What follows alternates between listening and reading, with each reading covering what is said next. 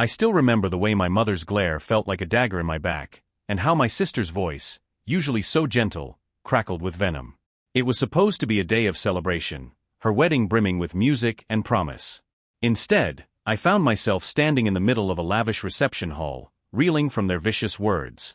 Guests, wide-eyed and speechless, formed a silent circle around us like onlookers at a battlefield. My heart thundered with a mix of shame and rage. If you told me then that, 5 years later, both of them would come crawling back, I would have called you crazy. A prelude to catastrophe. Even in the days leading up to my sister's wedding, I sensed an undercurrent of tension.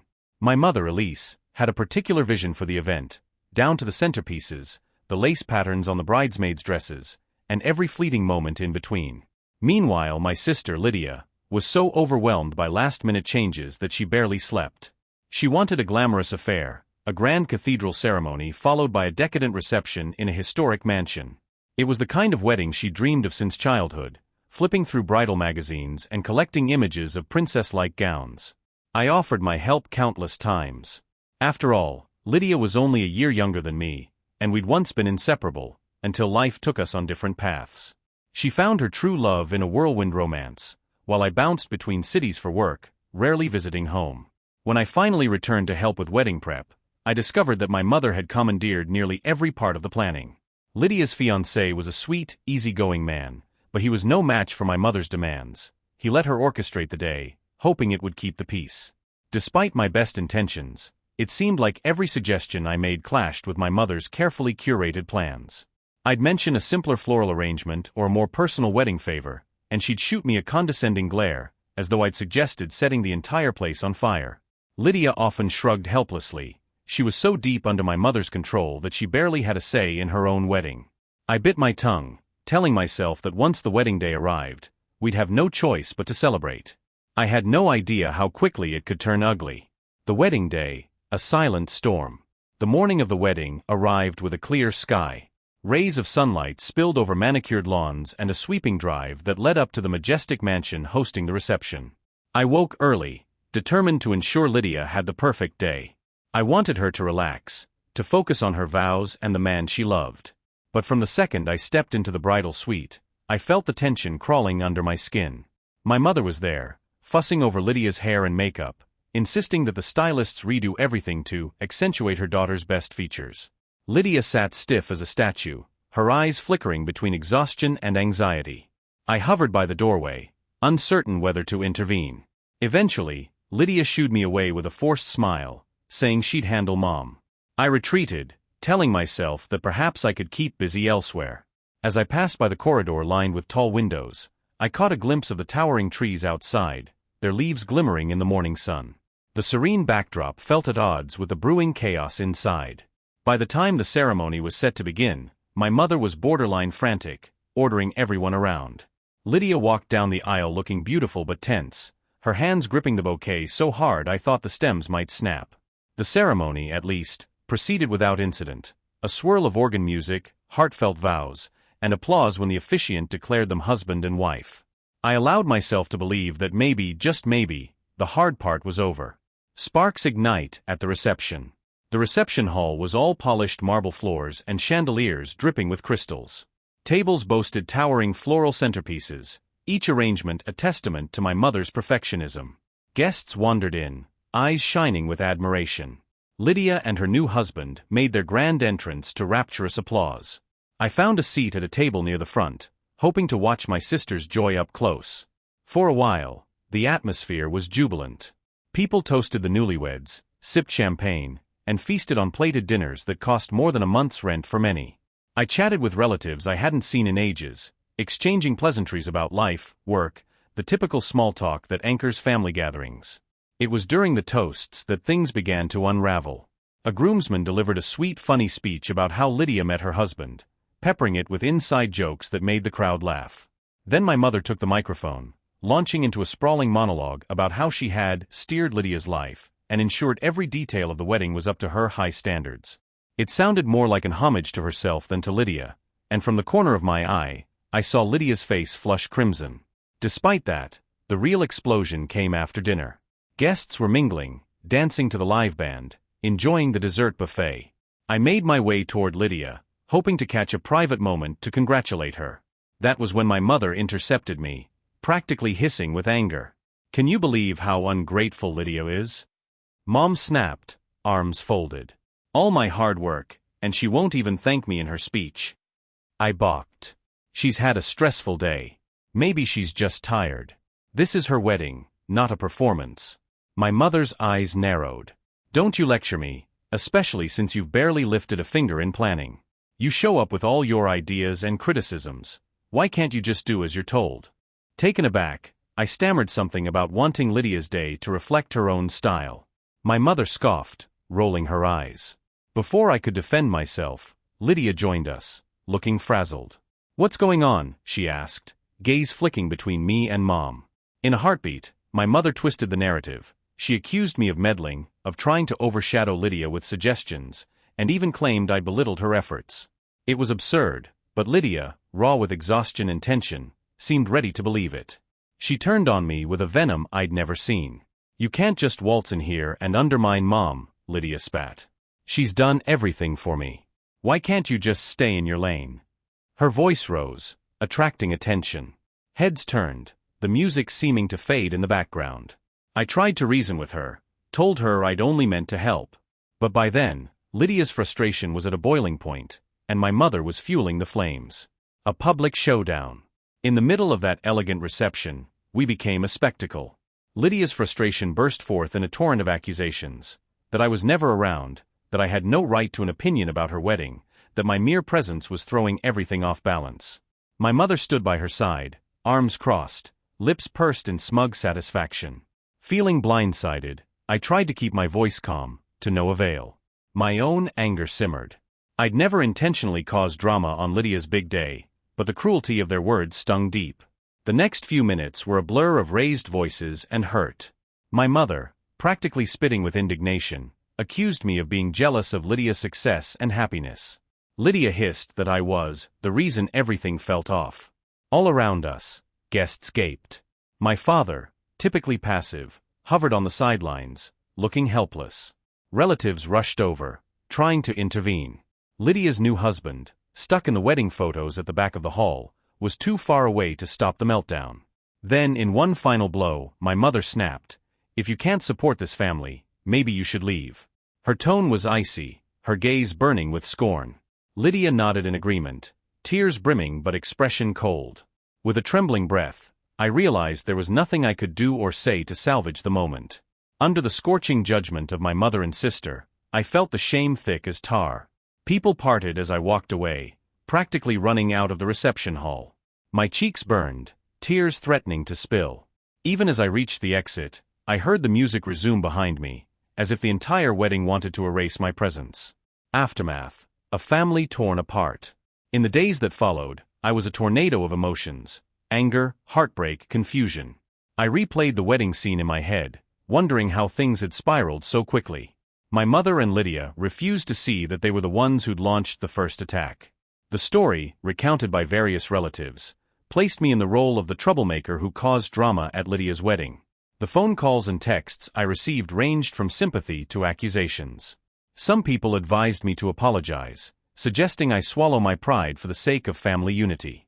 Others told me I deserved better than how they treated me. Lydia and Mom remained a united front, painting me as the destructive sibling. I wanted to fix things, but every attempt ended in more arguments or stone-cold silence. Eventually, I decided to stop trying. Maybe they needed time to calm down, to realize how unfairly they'd lashed out. Weeks turned into months, and then years. My life went on. I focused on my career, moved to a different state, and built a social circle free from family baggage. Every holiday felt a bit lonelier without them, but the memory of their betrayal at the wedding kept me from reaching out. My father stayed neutral, too neutral in my opinion, offering half-hearted attempts to mend fences but ultimately folding under my mother's iron will. While I sometimes missed Lydia, I reminded myself how vicious she'd been, publicly humiliating me on the day she was supposed to be happiest. If she wanted to remain in lockstep with Mom's narrative, that was her choice. The shift. 5 years later. Life has a way of surprising you when you least expect it.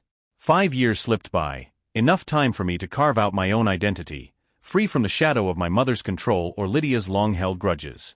I rarely thought of them with bitterness anymore. A numb acceptance had replaced the raw sting. I wasn't exactly happy about the estrangement, but it seemed like the only path that kept me emotionally safe. Then, one brisk autumn morning, I received an unexpected message. My phone buzzed with a text from a number I didn't recognize at first, but the greeting made my heart jolt. "Hey, it's Lydia. Can we talk?" My pulse thundered. We hadn't spoken in years. Why now? Was she planning another wedding meltdown, or had something happened? For a moment, I debated ignoring her. But the tiny persistent flicker of sisterly affection refused to die. Against my better judgment, I replied, "Sure. What's going on?" Her response was almost immediate. "It's about Mom. And, well, everything. We need your help." My help? The words echoed in my mind, stirring a complicated brew of confusion, anger, and curiosity. 5 years of radio silence, and now they were crawling back, as the phrase always goes. I needed answers. 2 days later, Lydia asked me to meet her at a small cafe in my old hometown. I drove the familiar roads with a sense of unreality, passing landmarks that tugged at memories, both sweet and sour. My stomach knotted as I parked outside the cafe, a cozy spot with vintage lamps and weathered wooden tables, where we'd once shared hot cocoa during our teenage years. When I walked in, I spotted Lydia instantly. She looked older, not in a negative way, but as if life had worn away the naive gloss of her youth. Her eyes lit with a mix of relief and nervousness as she waved me over. I approached, heart hammering, unsure whether we'd hug or keep our distance. She stood, arms twitching as though she considered an embrace, but I stiffened involuntarily. Realizing my reluctance, Lydia lowered her hands and offered a shaky smile. "Thanks for coming," she said softly.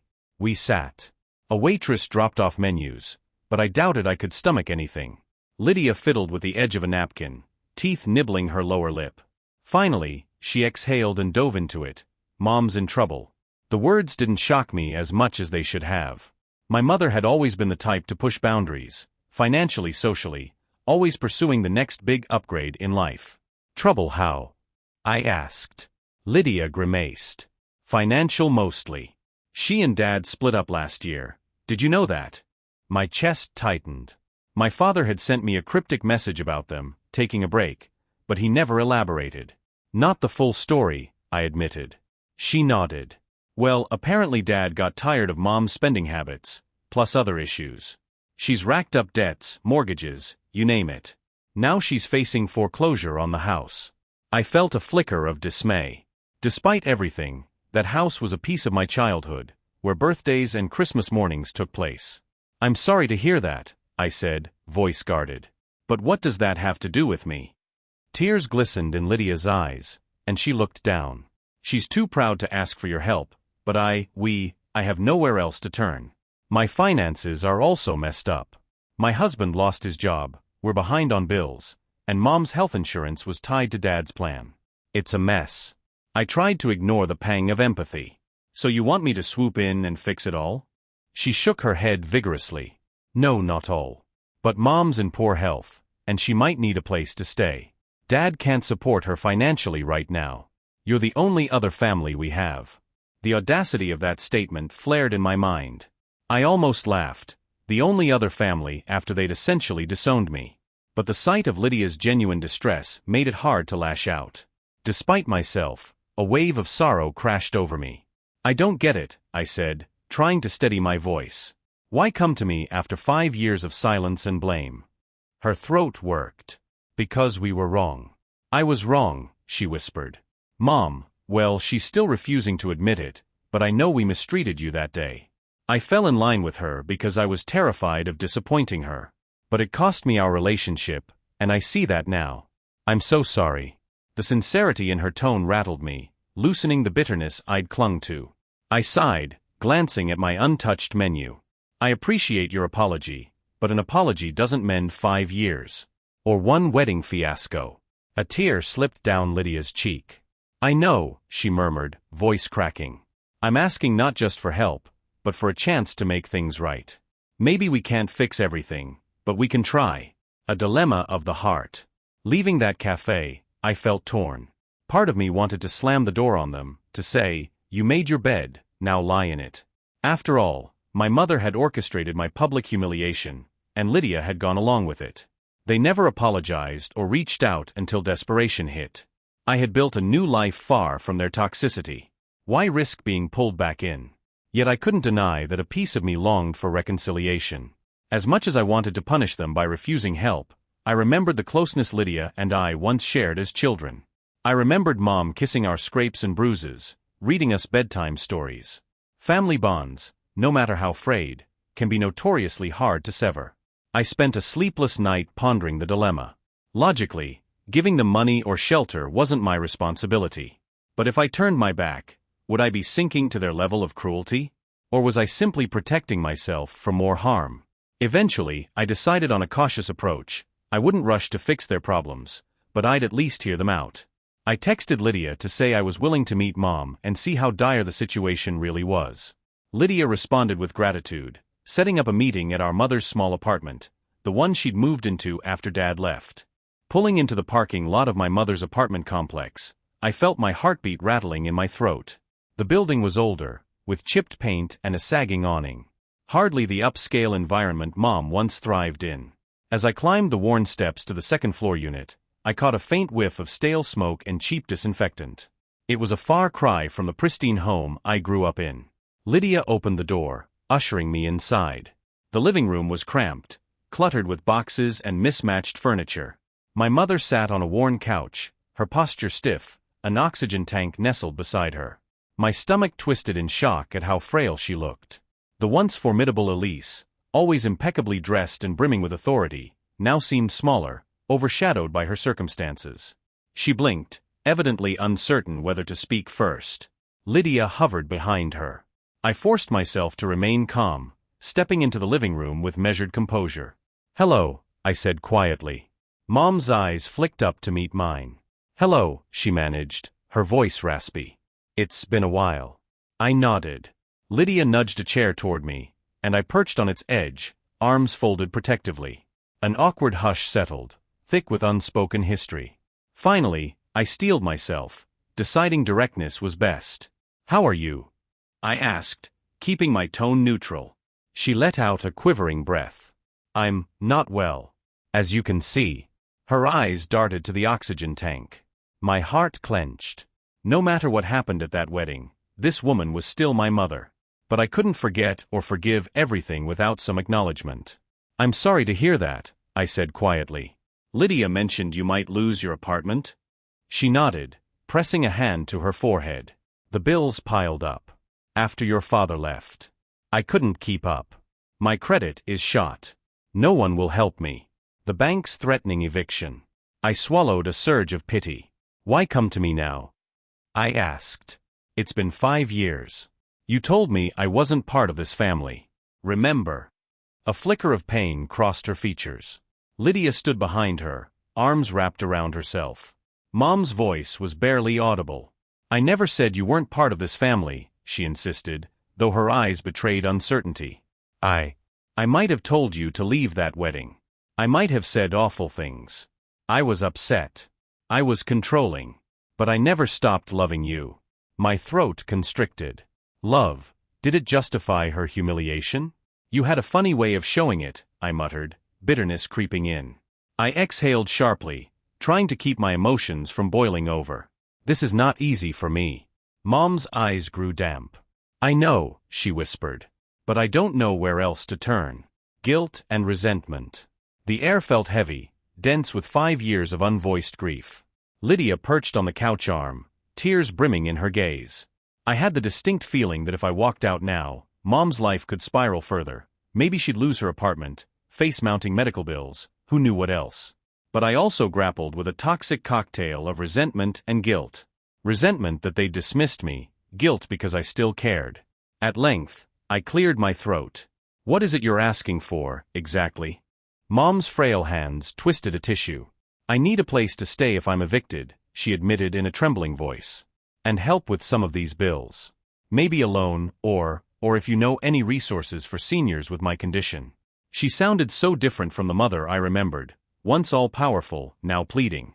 My gaze drifted around the apartment, noticing the precarious stack of medical bills on the coffee table, the scribbled notes about due dates and interest rates. A wave of sadness washed over me. "I'm not in a position to pay your bills outright," I said, voice taut. "But I might help you find some resources, medical benefits, maybe a social worker who can guide you. And as for a place to stay, I have a spare room, but it's small. And I don't know how comfortable you'd be moving to a different state." Mom's lower lip quivered. Before she could speak, Lydia cut in. "Any help you can give would be amazing. I've tried everything. My husband and I have an apartment, but it's tiny, and he's still looking for stable work. We can't afford to support her, especially with her health. She needs to be somewhere safe." I stared at them both, these two women who once cast me out on the brightest day of their lives, now clinging to me in their darkest hour. Something in me softened, a sense of purpose forging an uneasy alliance with memories of betrayal. If I turned away, I'd never forgive myself. Yet I refused to let them walk all over me again. Laying down the terms. I rubbed my temples, marshalling my thoughts. "I can help, conditionally," I finally said. Mom and Lydia both visibly relaxed. "But I need a real apology," I continued, locking eyes with them. "A genuine one, with full acknowledgement of what happened at Lydia's wedding. Because I can't live with either of you if we keep ignoring that incident." Mom pressed trembling fingers against her lips. For a moment, I thought she might refuse. Her pride had always been formidable. But Lydia gently squeezed her shoulder, and the older woman exhaled. I'm sorry," Mom said, tears slipping down her cheeks. "For that day. For all the hurtful words. For making you feel unwelcome in your own sister's celebration." Her voice cracked, and Lydia interjected, "I'm sorry too. I was so caught up in pleasing Mom, in having a perfect day, that I sided with her without question. I was too blind or scared to see how much I was hurting you." They both wept softly. I sat there, chest tight, tears pricking my own eyes. For years, I'd imagined this scene in 1,000 different ways, but none had prepared me for the raw vulnerability before me. Part of me wanted to shout, "It's too little, too late." But a quieter voice in me insisted that people could change, that maybe time and hardship had broken down their pride. I nodded, swallowing hard. "Okay," I managed, voice shaking. "Thank you. I accept your apologies. It's going to take time to rebuild trust, but let's try." In that moment, 5 years of hostility melted into a cautious ceasefire. We talked logistics, what it would mean for Mom to move in with me, how we'd handle finances, her medical care, and so on. It felt surreal, like a new chapter none of us saw coming. The next few weeks were a whirlwind. I made calls to social services in my state, arranged for a friend with a truck to help move some of Mom's belongings, and prepared my home for her arrival. I lived in a modest 2-bedroom apartment, so giving up my spare room required some decluttering. As I packed away old boxes and rearranged furniture, I couldn't ignore the swirl of apprehension in my gut. Would living together dredge up old wounds? Meanwhile, Lydia provided updates on Mom's condition, coordinating medical appointments. She visited me once to help set up the room, and we fell into an odd but friendly rhythm, cooking dinner together, reminiscing about simpler childhood memories. We trod carefully around the wedding incident, though, as if we feared any mention might fracture the fragile peace. When the day of the move arrived, Lydia's husband helped load the last of Mom's possessions. I hadn't seen him since the wedding meltdown, but he offered a shy smile and murmured, "I'm glad we can put the past behind us." I nodded, grateful but wary. We were all forging into unknown territory. Mom arrived in my apartment with more medical gear than I'd anticipated: oxygen supplies, extra prescriptions, a specialized walker. She looked around, her eyes misty. "It's nice," she offered, forcing a smile. I tried not to feel insulted that she seemed surprised my place was clean and welcoming. Maybe it was a sign of how little she knew about my life these past 5 years. Navigating old patterns, building new ones. The first few weeks living with Mom were challenging. Some days, she was sweet and grateful, thanking me for my hospitality. Other times, her old controlling habits reared up, criticizing the way I arranged the pantry, or insisting I redecorate to match her tastes.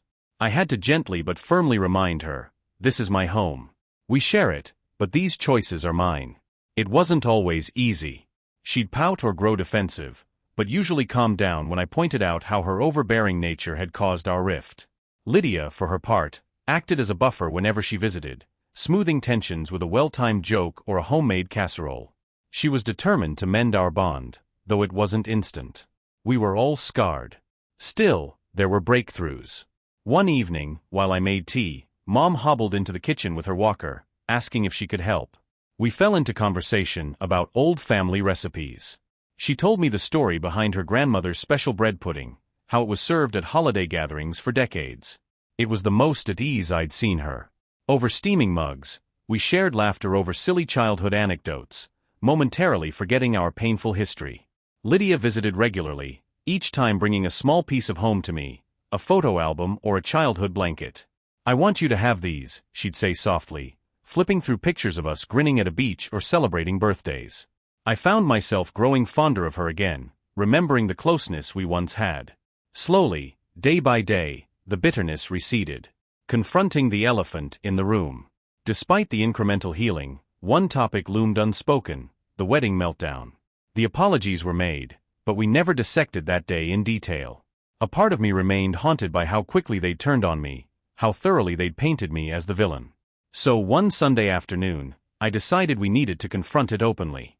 Lydia was visiting for lunch, and Mom was in her recliner, crocheting. After setting the table, I cleared my throat. "I think we need to talk about the wedding day," I said, trembling inside.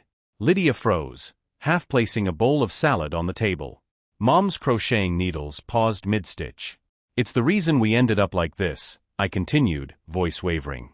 "I appreciate the apologies, but I want to understand what happened, why you both came at me so viciously." Mom sighed, setting aside her yarn. I was stressed, controlling. You know me. I wanted Lydia's day to be perfect, and I felt like any suggestion you made threatened my vision." Lydia nodded, glancing down.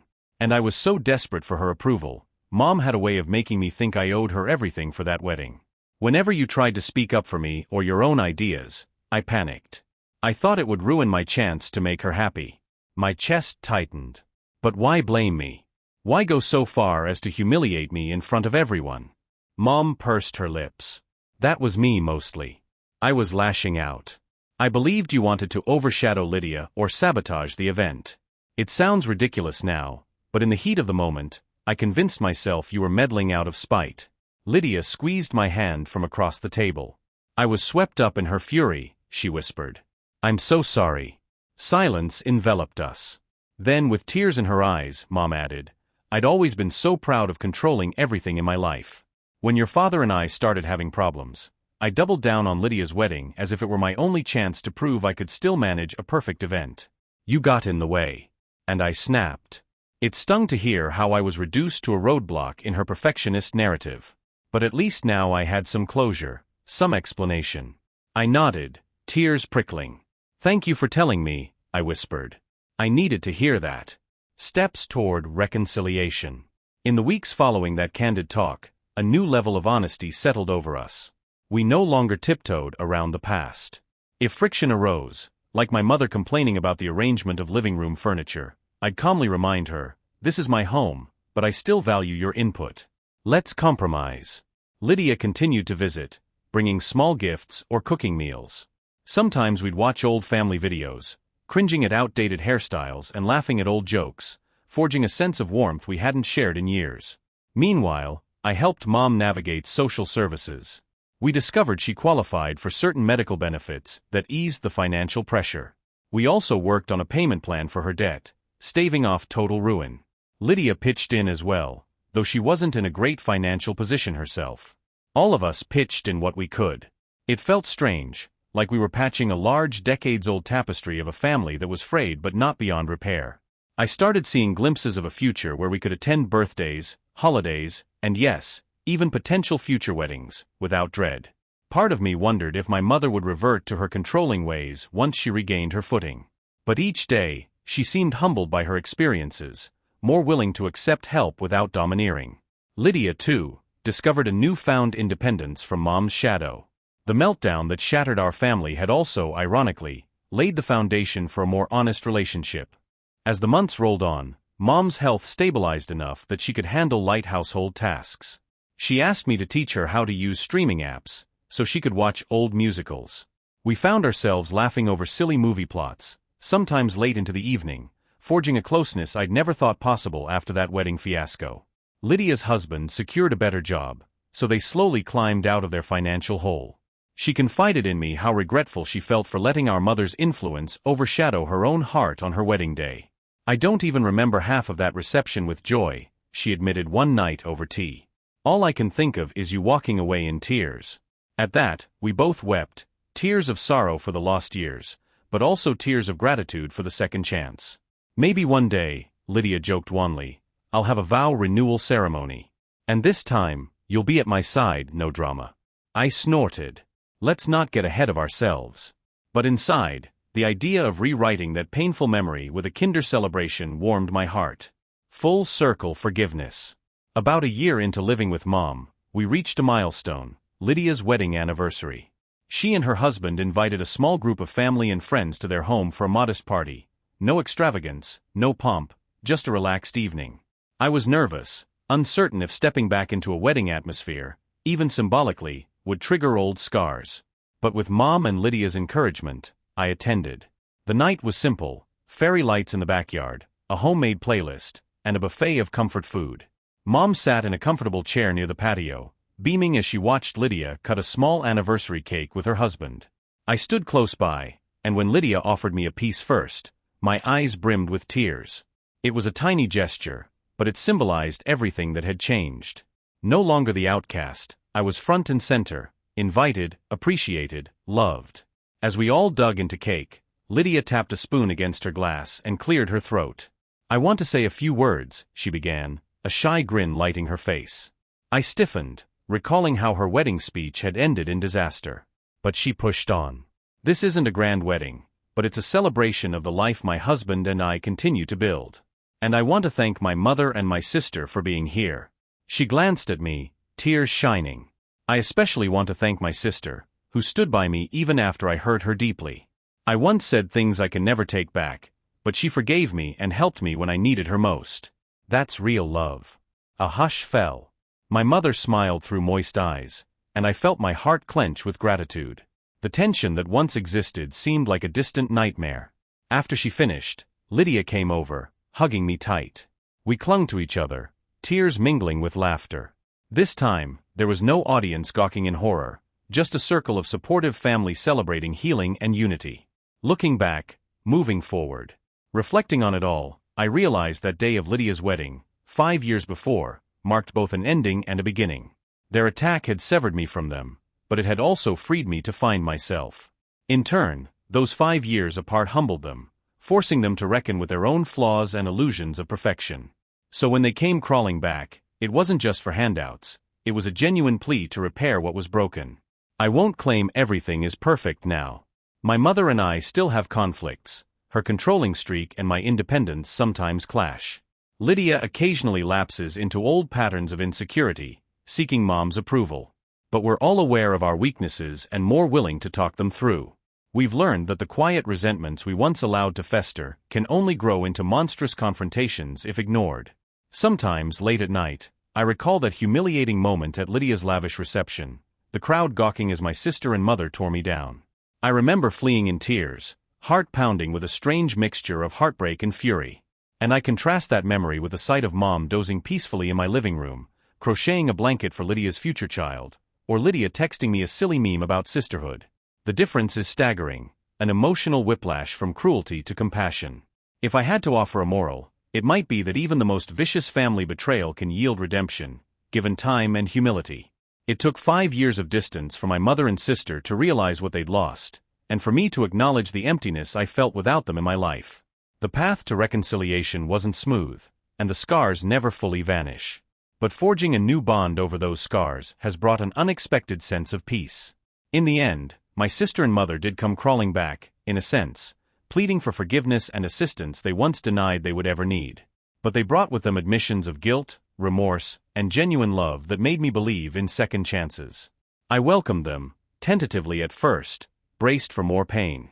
Instead, I found a deeper connection than we'd ever had before. Now I can say, I'm grateful for the journey, twisted though it was. Because sometimes, the bonds we salvage from the wreckage become stronger than the ones we had before the storm. And that, more than any grand wedding or elaborate reception, is a gift worthy of celebration.